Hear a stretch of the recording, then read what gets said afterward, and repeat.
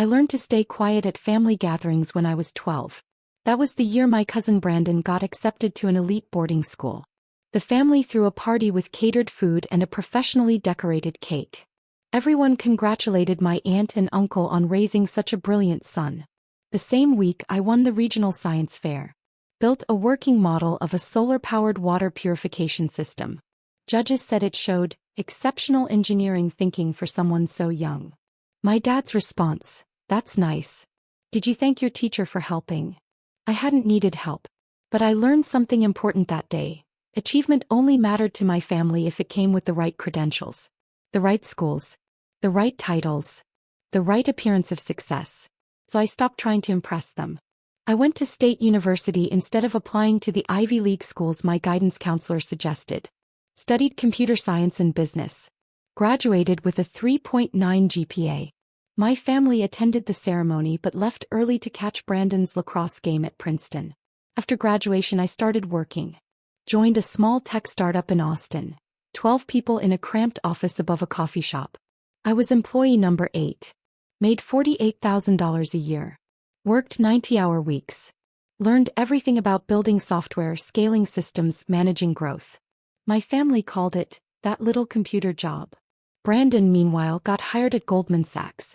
Starting salary, $110,000 plus bonus. The family group chat exploded with congratulations.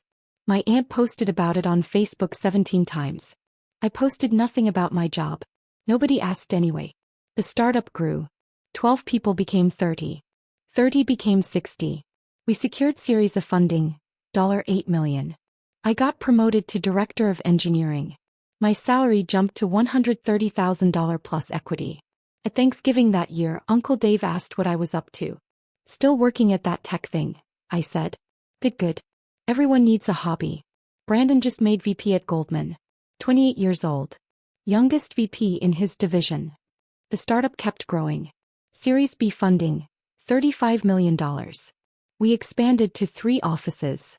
200 employees. I became VP of Technology. Salary, $240,000 plus significant equity. Brandon got married. Huge wedding. My family talked about it for months. The venue, the honeymoon, his wife's family's connections. Photos in the group chat weekly. I got engaged to Maya, a brilliant data scientist I'd met at a conference. We had a small wedding, 50 people, backyard ceremony, food trucks. My family stayed for exactly 2 hours before leaving to attend some charity gala. "At least you kept it budget-friendly," Mom said on her way out. "Smart, given your situation." My situation. Right. By 32, my equity in the company was worth $12 million on paper. We were preparing for Series C funding. The board was discussing IPO timelines. I'd been promoted to Chief Technology Officer. My family thought I worked at some little tech shop in Austin. The truth was more complicated. Our little shop had become one of the fastest-growing enterprise software companies in North America. We provided cloud infrastructure solutions to Fortune 500 companies. Annual revenue, $180 million and climbing. Employee count, over 800 across 6 countries. I'd also made strategic angel investments in other startups. Built a portfolio worth $23 million. My personal net worth was around $47 million, most of it on paper but increasingly liquid as secondary markets opened up. And I kept my mouth shut about all of it. There was something clarifying about my family's dismissal. It freed me from needing their approval. I could focus on building something real instead of performing success for an audience that would never appreciate it anyway. Then our CEO Richard had a massive heart attack. I was in a meeting when I got the call. Richard's wife, hysterical, calling from the hospital. Richard was in surgery. Prognosis uncertain. The board needed to convene immediately. Emergency board meeting at 6 p.m. 8 board members on video call, 2 in person. Everyone shell-shocked. Richard had been the face of the company for 7 years. We were 4 months from a planned IPO. This was crisis mode. "We need interim leadership immediately," our lead investor said. "The IPO roadshow starts in 8 weeks. We can't show instability." 3 hours of discussion. Who could step in? External hire would take months. Internal promotion was risky but necessary. At 9 p.m. the board voted. They appointed me as CEO. Interim at first, until Richard recovers or we assess long-term options. But it was real. I was now Chief Executive Officer of a company valued at $1.2 billion. The announcement went out to all employees the next morning. Press release by noon. Tech industry publications picked it up within hours. Tech startup navigates leadership crisis. CTO Michael Chen steps up as CEO. My phone exploded with messages. Congratulations from colleagues, investors, industry contacts. LinkedIn notification hell. Interview requests from TechCrunch, Bloomberg, Forbes. Nothing from my family. They didn't follow tech news. Didn't know the company name. Had never asked enough questions to make any connections. I was drowning in the transition. Richard's surgery went well, but recovery would take months. The board made it clear. I was CEO for at least 6 months, possibly permanently depending on Richard's health and my performance. The IPO timeline held firm. 8 weeks to prepare. Roadshow presentations. Investor meetings. Due diligence. SEC filings. I was working 20-hour days. 3 weeks into my new role, Mom called. Michael, we need to talk about Christmas. Mom, I'm in the middle of. It'll just take a minute. We're doing Christmas at Uncle Dave's this year. He just finished renovating his house, wants to show it off. Can you and Maya make it? I looked at my calendar. December 23rd to 26th. Right in the middle of IPO prep. We had investor meetings scheduled through December 27th. I don't think. Michael, it's Christmas. Family time. Surely your little shop can spare you for a few days. My little shop. The $1.2 billion company I was now running. I'll see what I can do. Great. Brandon and Melissa are coming. Brandon just got promoted again, executive vice president now. Makes $340,000 base plus bonus. We're so proud. I made $850,000 base salary as CEO, plus equity worth tens of millions, but sure. That's great, Mom. Maybe he can give you some career advice. He's really figured out how to succeed in business. I hung up and went back to reviewing our S1 filing. The next 3 weeks were chaos. Final IPO preparations. Board meetings. Press interviews. Leadership coaching. I was operating on 4 hours of sleep, living on coffee and adrenaline. The company issued me new security credentials. As CEO, I now had level 5 clearance, the highest tier. Access to all systems, all facilities, all data. The badge was different from my old CTO one. Heavier. More sophisticated. It included biometric verification, encrypted chips, and real-time location tracking for security purposes. It also had emergency alert capabilities. If there was a critical security incident, system breach, or urgent executive decision needed, the badge would light up and vibrate. Critical alert features for a CEO managing an $800 million company heading toward IPO. December 23rd arrived. Maya and I drove to Dallas for Christmas at Uncle Dave's new house. 5 hours in the car while I took calls and reviewed documents for Monday's investor meeting. Your family knows about the CEO thing, right?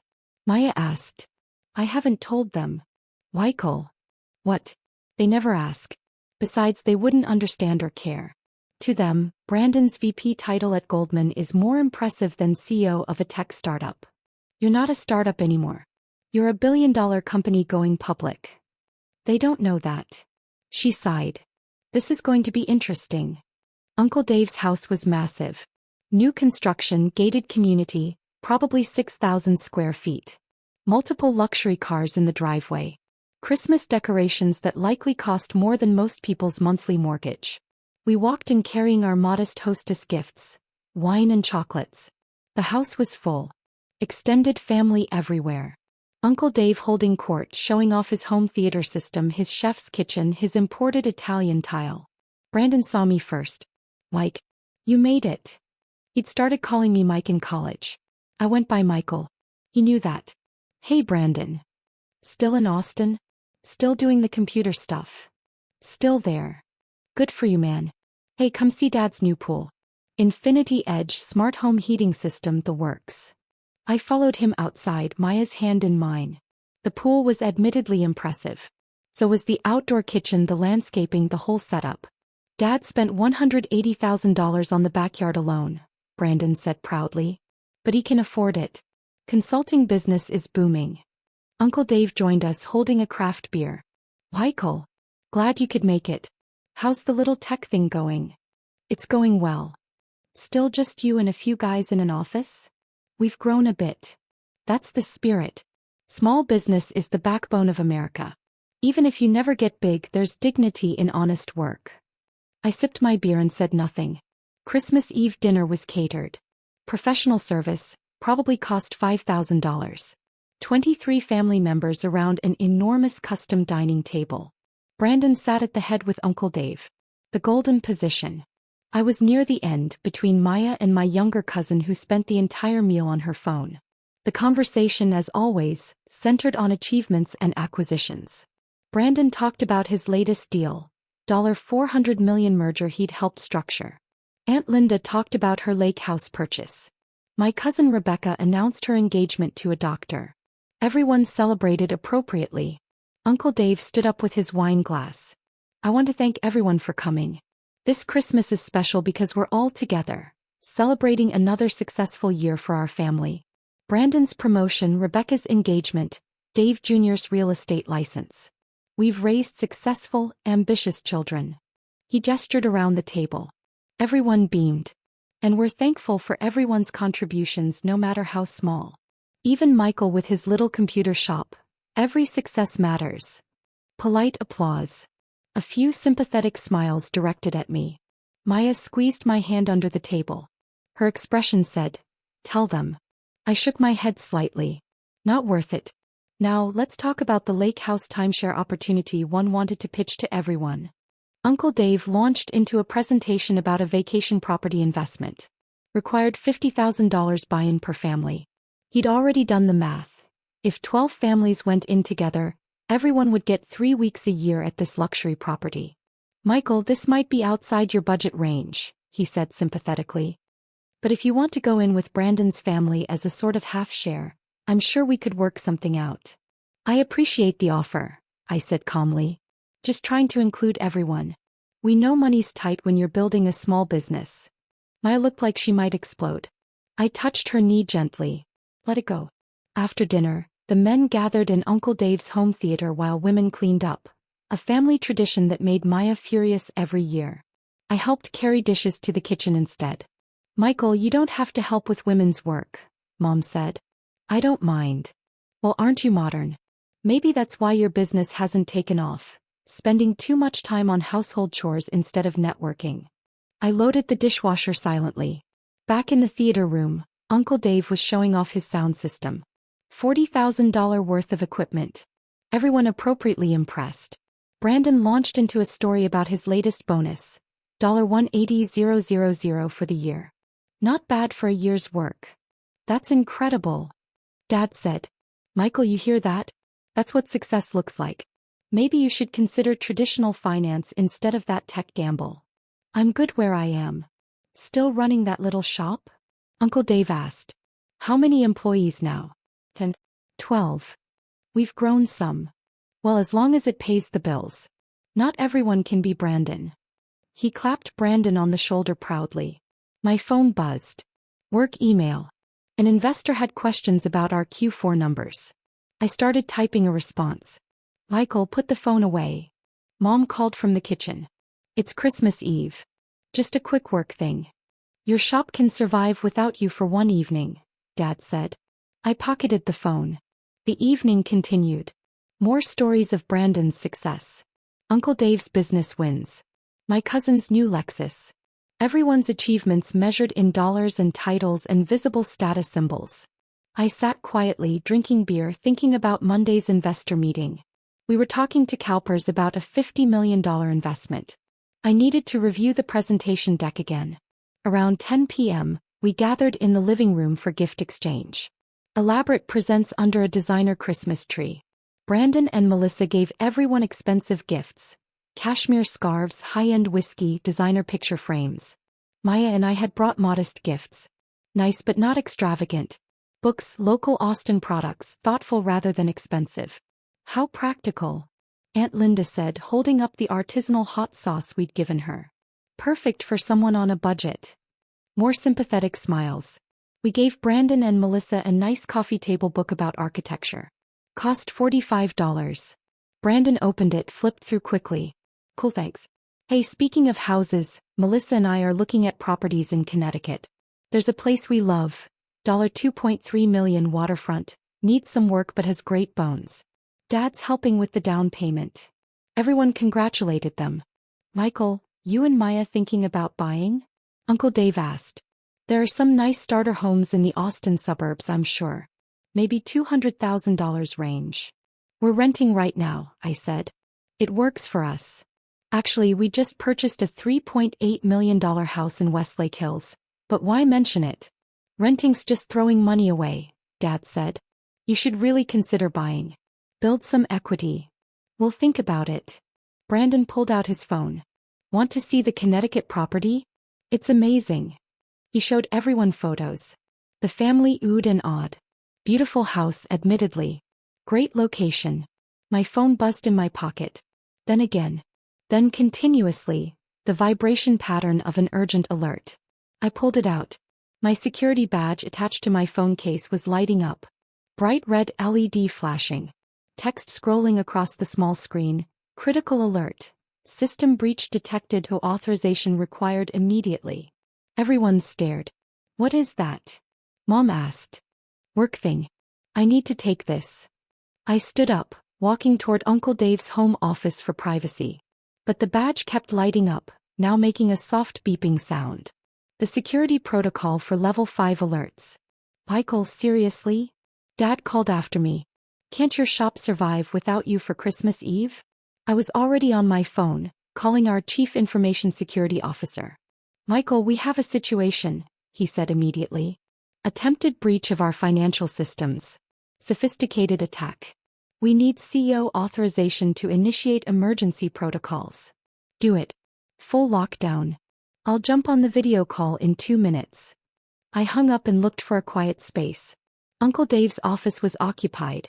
He and some relatives were in there watching basketball. The living room was full of family. Kitchen was full. Everywhere I turned, people were staring at my still beeping, still flashing badge. Michael, what is happening? Maya asked, appearing at my side. Security breach. I need to authorize emergency response. Your badge says so, Brandon said slowly, having followed us. He was looking at my badge, which was now displaying my credentials on its small LED screen. Chin Michael, Chief Executive Officer, Level 5 clearance, worldwide access. More family members gathered. CEO of what? Uncle Dave asked. My company. I need to handle this. Your little shop has a CEO badge? With security clearance. Dad looked confused. My phone started ringing. The board chair. This was escalating. Everyone, I really need privacy for this. But now the whole family had gathered. All staring at my flashing badge, my ringing phone, my obvious crisis management mode. Uncle Dave looked at the badge more closely. Next Tech Solutions? Michael, is that your company? Yes. I really need to. Wait. Brandon had pulled out his phone. Next Tech Solutions. That's. Mike, that's the company going public in February. The billion-dollar IPO. The room went silent. You work there? Etlinda asked. I'm the CEO. You could have heard a pin drop. The CEO, Dad repeated slowly. Since November. I was CTO before that. Now I really need to handle this security situation. I walked out onto Uncle Dave's back patio, leaving 23 stunned family members behind. Jumped on the emergency video call. Spent 40 minutes coordinating our response to the breach attempt. Authorized system lockdowns. Approved emergency security protocols. Consulted with our legal team about disclosure requirements. Maya brought me coffee halfway through. Kissed my temple. Whispered, they're all inside Googling you. By the time I finished the call, breach contained, no data lost, attackers identified and reported to FBI. It was nearly midnight. I walked back inside. The entire family was in the living room. Everyone holding phones or tablets. Everyone staring at screens. Michael, Mom said weakly. Forbes says you're the CEO of a company worth $1.2 billion. That's the current private valuation, yes. Bloomberg says the IPO could value it at $2 billion, Brandon added, his voice strange. That's speculative but possible. TechCrunch says you've been with the company for 9 years. Started as a senior engineer. Dad was reading from his phone like he couldn't believe the words. Employee number 8, yes. Uncle Dave was pale. Your equity stake. Michael, they're estimating your personal stake could be worth. This can't be right. What's it say? I asked calmly. $180 million post-IPO. That's aggressive. $140 to $160 million is more realistic, depending on the opening price. The number hung in the air. Million. Aunt Linda whispered. Yes. Brandon made a sound like he'd been punched. You're worth over $100 million? On paper. Most of it's illiquid until after the IPO. But with secondary sales and angel investments, my current liquid net worth is around $50 million. Silence. Your little shop, Dad said slowly, employs over 800 people. 847 as of last week. Annual revenue of $180 million. $183 million this year. Projected $240 million next year. Mom sat down heavily. You've been CEO for 6 weeks and we didn't know. You never asked. You still thought I was running a small startup with a handful of employees. You let us think that. Uncle Dave said. No. You assumed that. I never confirmed or denied anything. You just never asked enough questions to learn the truth. Brandon was scrolling through articles on his phone. You've been interviewed by Forbes. By Bloomberg. You gave a keynote at a tech conference last year. How did we not know? You don't follow tech news. You never visited Austin. You never asked about my work beyond still doing the computer thing? You weren't interested, so you never found out. We would have been interested if we'd known you were running a billion-dollar company. Aunt Linda protested. Would you? I asked. Or would you just have treated me differently because of the number? Like you're all treating me right now. More silence. This is why I didn't say anything, I continued. For 9 years you dismissed what I was building. Called it a little shop.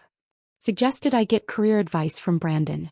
Told me to be realistic about my budget. Said there was dignity in honest work even if I never got big. You were happy to keep me in a box that made you comfortable. Michael, Mom started. I'm not angry, I said, and I meant it. I'm just clear. You needed me to be less successful than Brandon.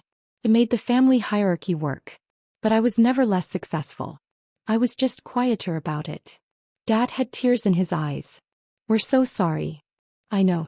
But here's the thing. I built all this without your support or validation. And it's better that way. I did it for the right reasons. Because I loved the work. Because I believed in what we were building. Not to impress anyone. The lake house investment, Uncle Dave said suddenly. You could buy the entire property yourself. Probably. But I'm not interested. Brandon looked devastated. All those times I gave you career advice. All those times I talked about my bonuses. You were making 5 times what I make. Your success is real, Brandon. Goldman VP at 32 is legitimately impressive. You should be proud. But you're a CEO of a company going public. You're going to be worth. He couldn't finish. Money doesn't measure worth, I said. You know that. My phone buzzed again. Security team confirming all systems stable. I typed a quick response. I need to head back to Austin, I said to Maya. We have calls with FBI in the morning about the breach attempt. On Christmas Day? Mom asked. Cybersecurity doesn't take holidays. We gathered our things. The family watched in silence. No one quite knew what to say. At the door, Uncle Dave stopped me. Michael, I'm sorry. For all of it. For not seeing you. For dismissing what you built. I appreciate that. Can we start over? Really get to know your work. I considered it. Maybe. But I'm not interested in being the family success story now that everyone knows the numbers. If we rebuild relationships, it has to be real. Not based on my bank account. He nodded slowly. Fair. Brandon appeared. Michael. I'm sorry too. I was an ass. For years. You weren't an ass. You just bought the story everyone told. I'm successful, you're successful. It doesn't have to be a competition. Can I call you sometime? Actually ask about your work? Not to get advice or connections. Just to actually know my cousin. Yeah. I'd like that. Maya and I drove back to Austin that night. 5 hours in the dark, processing everything. How do you feel? She asked. Tired. But about the family thing? I thought about it. Relieved maybe? The secret was exhausting. Not because I wanted them to know, but because maintaining their illusion took energy. Will things change now? Probably. They'll treat me differently. That's inevitable. But maybe some relationships can become real. Brandon seemed genuine. Your mom cried when we left. I know. We drove in silence for a while. The badge lighting up was pretty dramatic timing, Maya said with a small smile. I laughed. Not how I planned to tell them. But effective. My phone buzzed.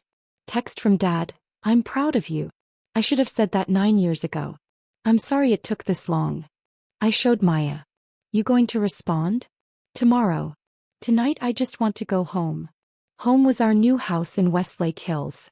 4,200 square feet, infinity pool, views of the hill country.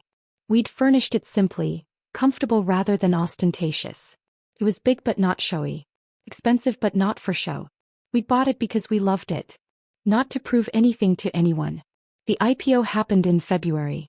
Opening price, $27 per share. By end of day one, $42. My equity stake was worth $187 million. Forbes called for an interview. Bloomberg wanted a profile. TechCrunch requested a feature about my journey from employee number 8 to CEO. I did selective press. Kept it professional. Focused on the company, not personal wealth. My family saw the coverage. The Forbes article got shared in the group chat 17 times. Everyone congratulating me. Everyone proud. Brandon called. We talked for 2 hours about work, life, family. Actually talked.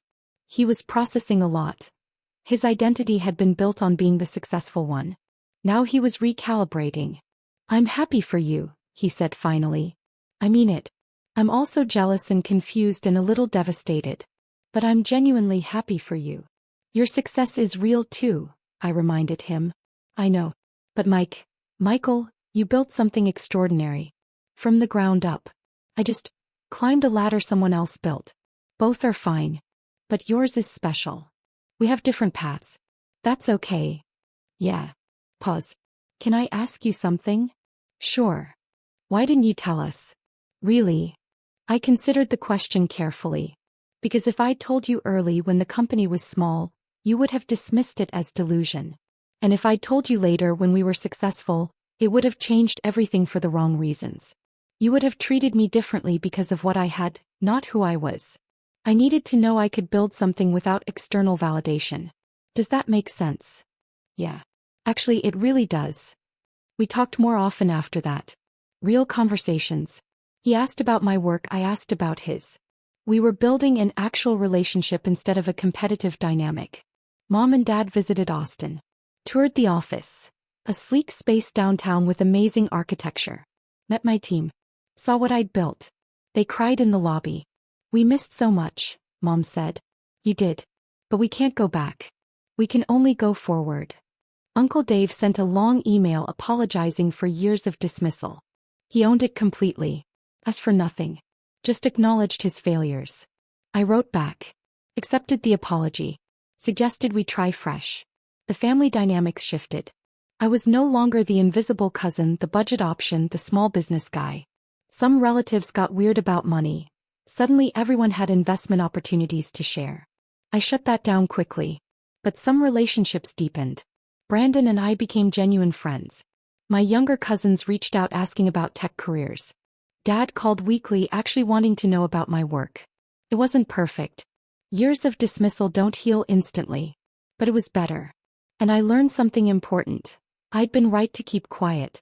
Not to hide. But to protect my journey. To build something real without the pressure of family expectations or the distortion of family judgment. Some people need an audience for their success. Need validation. Need recognition. I'd needed the opposite. Needed space. Needed freedom from expectations.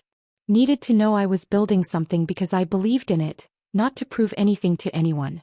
The badge lighting up on Christmas Eve wasn't the moment I proved my worth to my family. It was the moment I realized I'd already proven it to myself. And that was the only validation that had ever mattered.